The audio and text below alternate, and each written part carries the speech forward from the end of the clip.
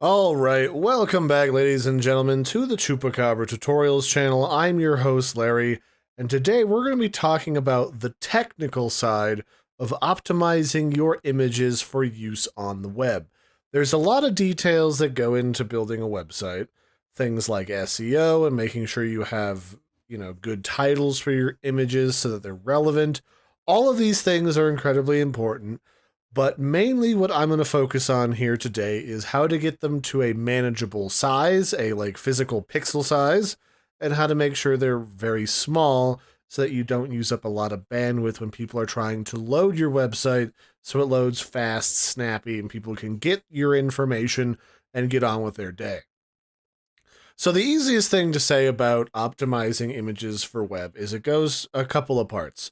The first is make sure the image itself is of a small, manageable size, so it's not, 2000 pixels by 2000.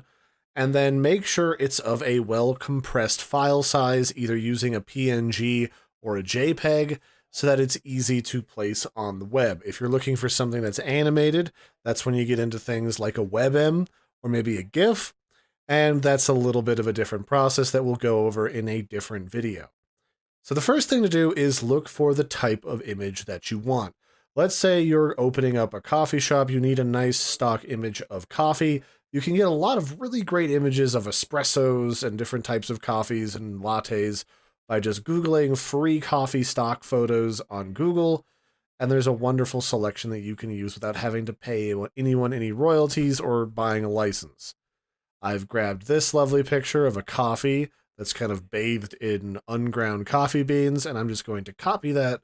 I'm going to open that up over here in Photoshop. I'm going to go to New, and this should allow me to paste it from my clipboard. And I'll just say this is our coffee house special blend. It's important to keep your keywords in the actual name of your files. That way, when Google's going through your website, they'll see that and be like, oh, this is the special coffee house blend from whatever company that you work for.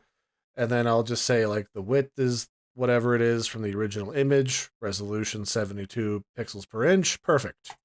And we will just click OK, and I'll hit Control V to paste that into place.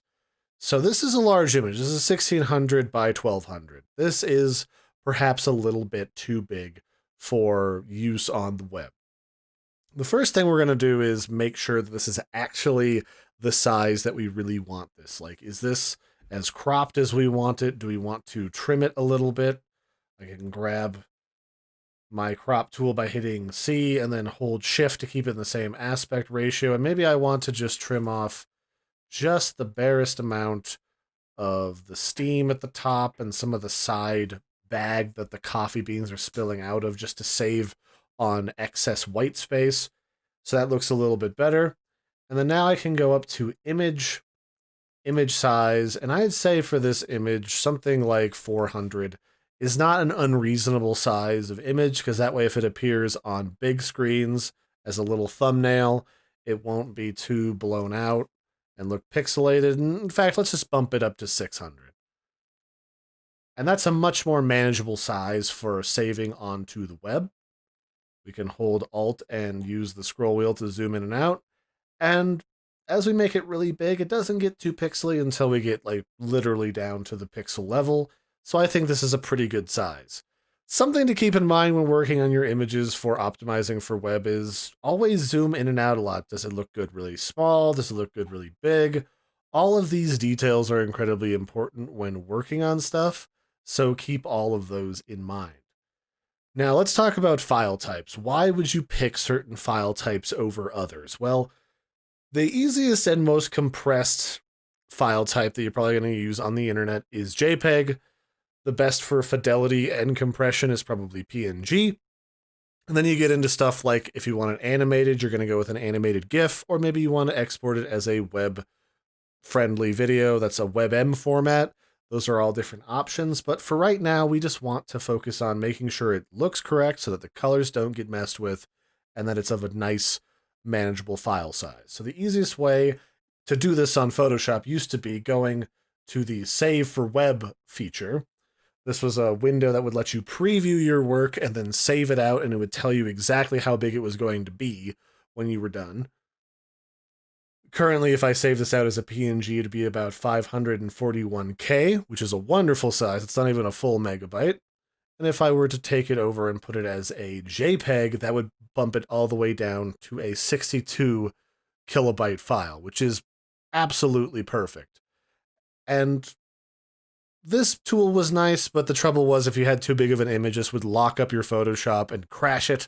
So people tend not to use that anymore.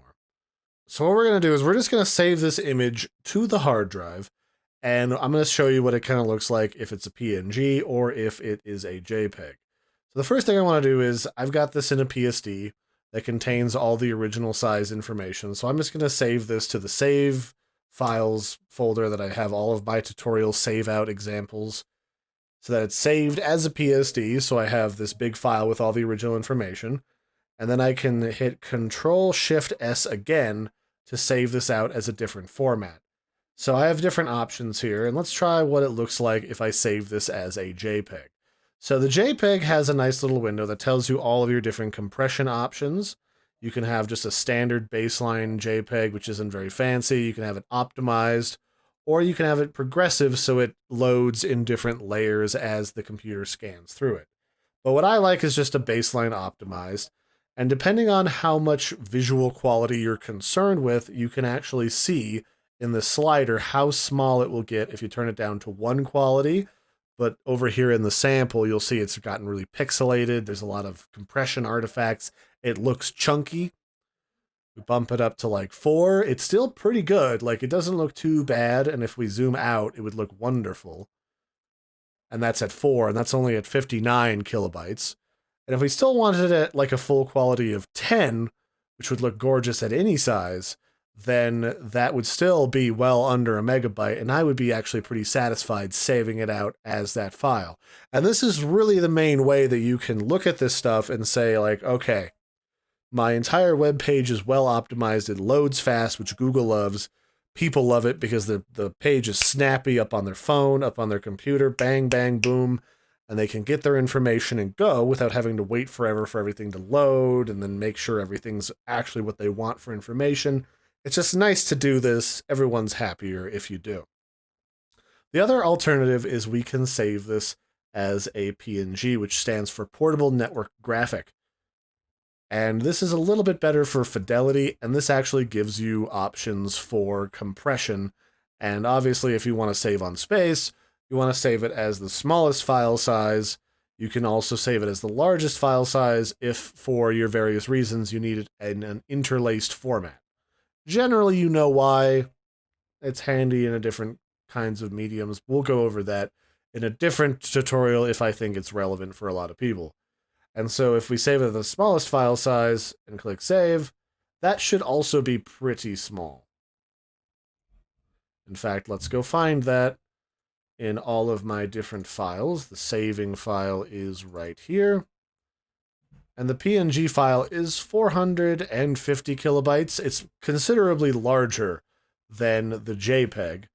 But if you wanted something to ensure that it looked really nice at all different file types, that would be a really good way to do it for fidelity.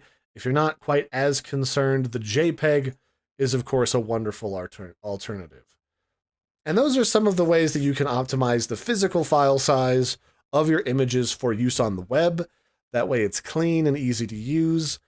And if you really wanted to get into the nitty-gritty of it and be old school and have both a large-scale image on the server and also a small, tiny thumbnail version, then you just save out an even smaller version, go back to image size and say, like, let's make this other version like 250.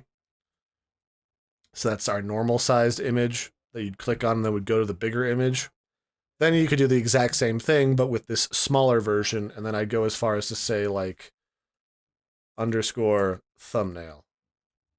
Just so that you know which one's the thumbnail and which one's the original large source image. So that'll be it for this one, ladies and gentlemen. If you're curious about some of the other SEO tricks that you can do to make sure your images get seen properly by companies like Google, I can certainly help you to do that. It's not as complicated as people make it out to be. It's not arcane witchcraft. It's actually just a straightforward list. If you'd like to see that, just let me know in the comment section below. Until next time, I've been your host, Larry. Don't forget to like and subscribe. There's more Photoshop tutorials on the way.